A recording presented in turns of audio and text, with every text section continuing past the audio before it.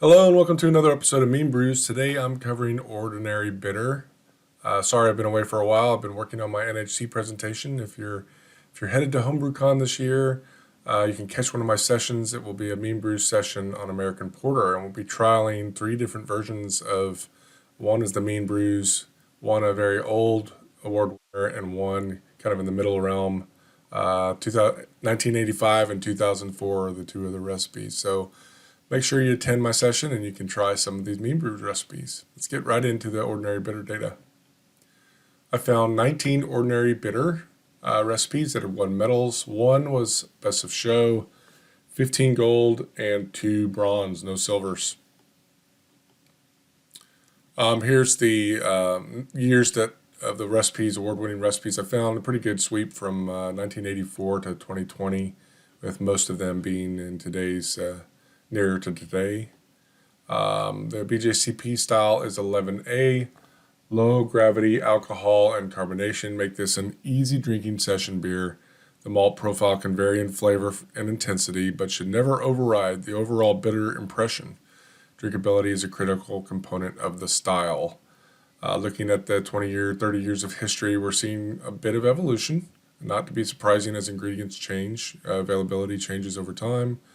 And not as much variation between recipes as they evolve over time. Original gravity, I was totally expecting this. BJCP range is 1.030 to 1.039. The median or the average for all the recipes was outside of that range. So the average is 1.040, just on the outside of BJCP.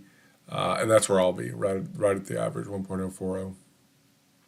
Final gravity again leans on the high side just due to attenuation of a higher gravity beer. The average of 1.011, and with the yeast I chose, it ends up at 1.012. IBUs, again, on the high side to balance it out. The average was 34 IBUs, and I will be there. There's no evolution of that, either IBUs or gravities on this style. They're staying pretty consistent. Color, BJCP range is between 8 and 14. Not a lot of recipes reported the color, the SRM, so not a lot of data here. The average was 8.7. I will be at 11. Just because the malts I chose, that's where it landed. So right in the middle of the BJCP range. 90% base malt was the average.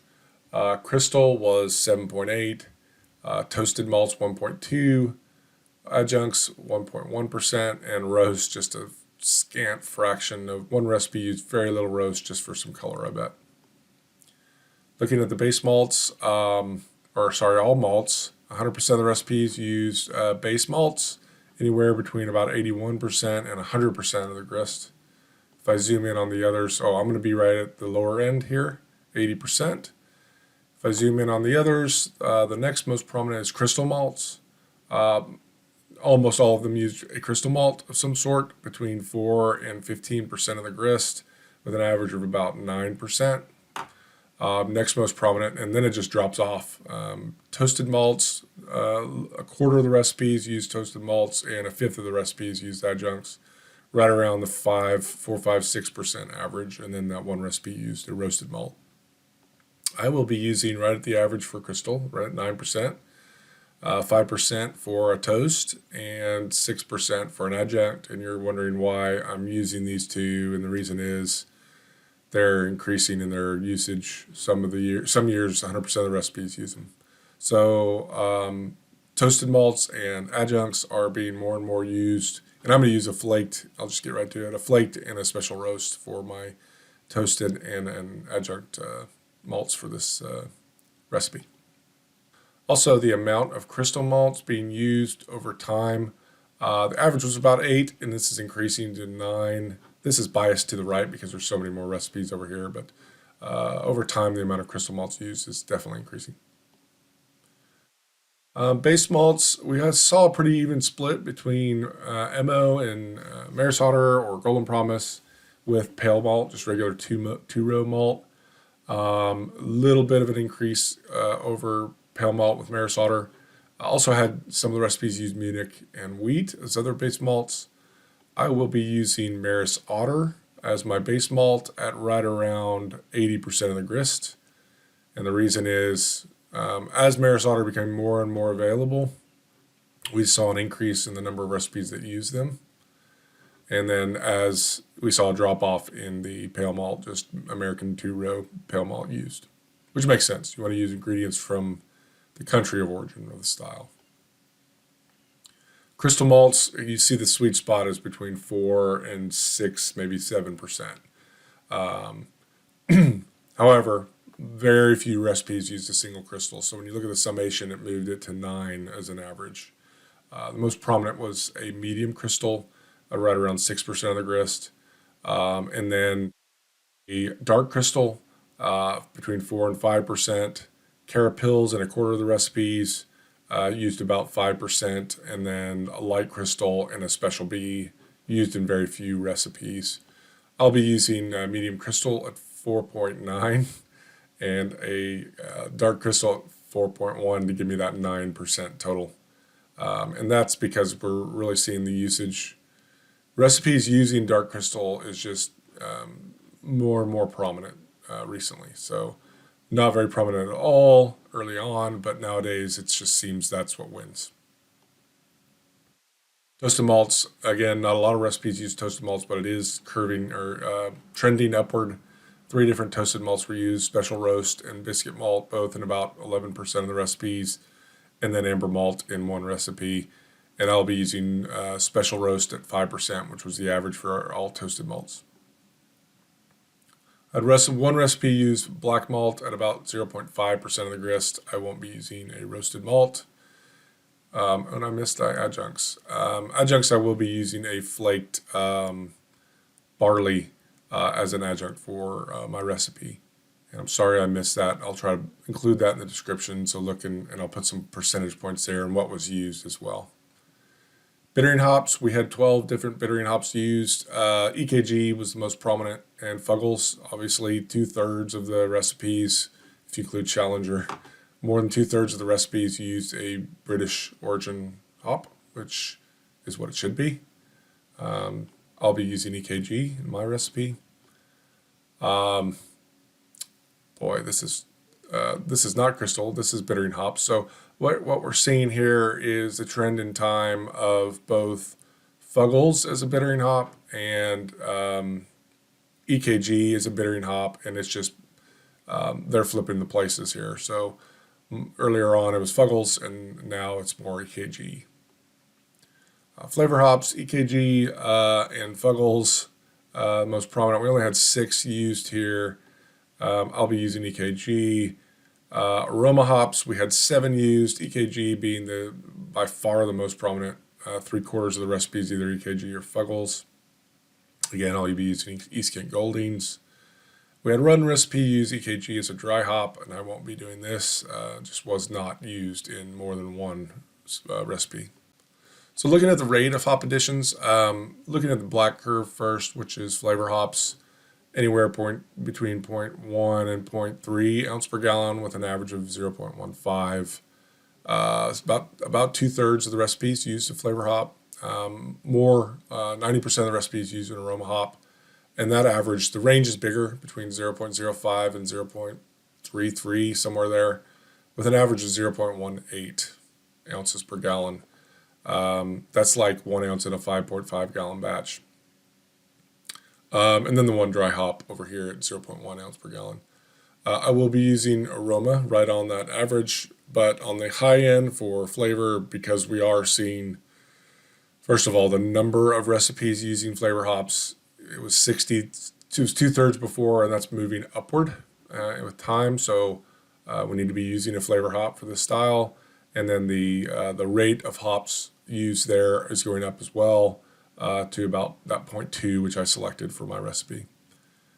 Mash type, single infusion, most dominant. There were a few, I was surprised, a few step mashes, but we're going to stick with the single infusion mash here. And then the mash rests, we'll ignore these. There's just to note that there were some that step mashed here in these temperature ranges. I don't think it's necessary. It wasn't very prominent. The main saccharification rest, the average was 153 for 61 minutes, and I will be at 151. Fahrenheit, and that's because we're seeing a trend down in time, probably due to the lower use of these step mashes, and get more attenuation or more fermentable wort out of their mash. Boil duration between 60 and 90 minutes with an average of 76, and I'll be at 75 for my recipe. We had 12 different yeast used: Fuller's, Worthington White Shield, Prips, Nottingham, Whitbread, Ridley's, all British, including Mutton's, Timothy Taylor's, Whitbread Dry, Guinness. Everything except Chico is a British strain, which is what it should be. I'll be sticking with Fuller's, not only because it's the most prominent, but it's also being used much more recently than any other strain of yeast for this style. Water chemistry, we saw some Burtonization here. Average of 143 for calcium, 16 for magnesium, 19 for sodium, 312 for sulfate, and 22 for chlorides. I'll be on the low end of the calcium, right at the means for the sulfate to chloride, and trying to hit that Burtonized water profile and really make the hops pop here. Fermentation temperatures, the average was 66 Fahrenheit or 19 Celsius. Big sweep between 60 and 70. I'll be using 002 right at 68, which was its, we had two recipes, they just lined up with each other at 68 was the temperature for them. Other variables, carbonation volumes, average was 2. I think that's a bit high for the style, but we're only about 4 or 5 recipes that reported. Also, the mash pH was 5.37, which is what we'll shoot for in our recipe. All right, on to the Meanbrews recipe. First, we'll start with the base malts, which is what we described before, 80% Maris Otter. And then we'll move to our crystal malts, 4.9% medium crystal and 4.1% dark crystal. I've chosen a British crystal malt. I think it's important to do so. I do like double roasted crystal, but I'm not sure how it would play in this style. It may dominate, and you really want those hops to come out. So choose your crystal malts carefully. For my adjunct flaked wheat, again, I'll put that in the description, the adjunct percentages. Sorry, I missed that. And then 5% of special roast. Bittering hops, we'll start with 22 IBUs of EKG, so whatever mass that ends up being for your alpha acids, pick that. And then we're going to go in with 0.2 ounce per gallon or 1.5 grams per liter of EKG at 15, and then 0.18 ounce per gallon or 1.4 grams per liter EKG at flame out. The yeast we're using is WLP002 or 1968 from Y Yeast, Omega 016, A Imperials A09 Pub, or Fermentus London ESB. Original gravity 1.040 and 34 IBUs. Our water chemistry, again, we're shooting for that big Burtonization or pseudo Burtonization high sulfate here with this style. Mash pH 5.37. Infusion mash at 151 for 60 minutes. We're going to mash out, sparge, and boil it for 75 minutes. Chill to 66 Fahrenheit or 19 Celsius, and pitch. I'm going to do a 1 liter starter per 5 gallon batch. Almost really a vitality starter. I don't like to pitch straight from the packs just because I want to make sure they're alive and they made it in transport to my house. So do a small starter just to prove they're alive, and then get them in there because you want those esters. So don't pitch too big of a starter here. I'm going to ferment at 68 for 7 days. It's a small beer. Raise it to 70 for 7 days, and then rack it to a bottle, to bottles or keg, and serve. 2 volumes of CO2. All right, that's it for today's episode. Or to the next episode, I don't know what style I'm going to cover. I may go to Reddit again to vote for the next style. But thanks for tuning in, and we'll see you in a couple weeks. Thanks. Bye-bye.